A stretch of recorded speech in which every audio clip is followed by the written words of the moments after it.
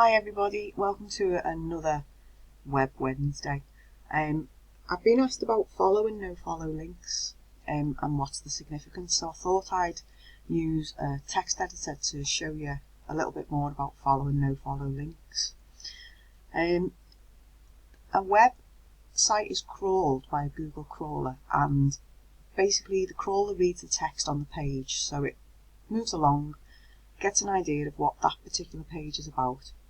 And if you've got a link in your page to somewhere else, say you're just trying to be helpful to the people who are reading your blog, and your blog is about cars, and you have a link to the Ford website or the Vauxhall website, wherever it might be, this indicates to Google that you are giving that particular website a thumbs up, and you're saying, yep, that's a pretty cool website, and I want you to go and have a look at that because it's such a cool website. What happens when the crawler moves along is if you've got more text on your page, or you've got other pages that you want Google to crawl so you show up in search results, this could potentially make it more difficult, because what's going to happen is the little Google spider will reach your link and then go and follow it, and it literally does follow the link and go off and index somebody else's site. Now that might not be good for your site, so in order to stop that, then it's wise to add something called a nofollow tag. It may be that you want Google to go and look at this site because you think, yep, that's a great site and it really needs to be go and look at. But if you don't, and there's a couple of reasons why you shouldn't, you should use a nofollow tag. So if you don't want to give it a vote thumbs up because you don't know if the site's reliable or trustworthy or gives good information, and you don't want to make a vote for it, then you should use a nofollow tag. If any site you're asking people to go to requires a login or registration, it's pointless because the little Google spider can't log in or register. And this is very important: if you are being paid for in any way, or it's an affiliate, or you're getting something free from that other site, you really should make it a nofollow link, because Google will penalise you if it discovers that you're making something out of that link that's being passed on. So in most people's text, they will have a text editor that possibly looks a bit like this. This looks like the WordPress editor, but it actually isn't. But you will have something that looks a little bit like this.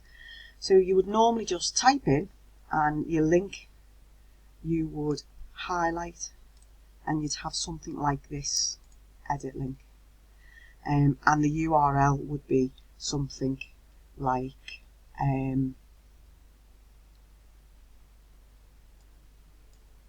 somelink.com. yeah, so it would be something like that. Your text to display would be I am a link. Would you give it a title? Maybe, maybe not. It might ask you to choose the target, so you can open it in a new window or not. So we click OK, and we've now made that a live link. So if that's clicked on, then it changes and off you go to that other site.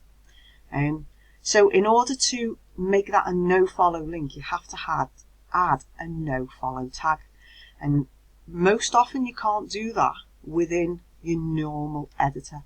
There is plugins on WordPress that allow you to do it, but a lot of people haven't got WordPress sites, so this is the manual way to do it. And to be honest, just to add a nofollow link, avoid putting yet another plugin on your site because it will weigh you down and there might be difficulties in the future. So how we do it is by adding a nofollow tag. So very often people will have a text button here, so they might have a visual button and a text button, but what we need to see is the code. So we need to flip over, in this case it's here, and you will see, once you click your text button, you will see something that looks like this, and you add the nofollow tag to it by quite literally typing in a nofollow attribute. So what you would do is go towards the end, yeah, rel equals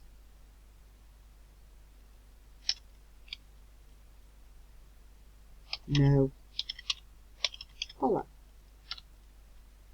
Okay, and you would add that little sentence towards the end, and what that does is tell the search engine, when it reads your text, that you don't want it to wander off and go and check out that page for whatever your reason is, and you just want them to carry on crawling the rest of the page. So it's a simple little phrase. You add it just after your actual link, but before the closing bracket. Yeah, so you go to your text editor, add it, you type in rel equals nofollow. I hope that's helpful to you. If you've got any questions, please feel free to leave a comment, and then I'll come back to you. Thank you.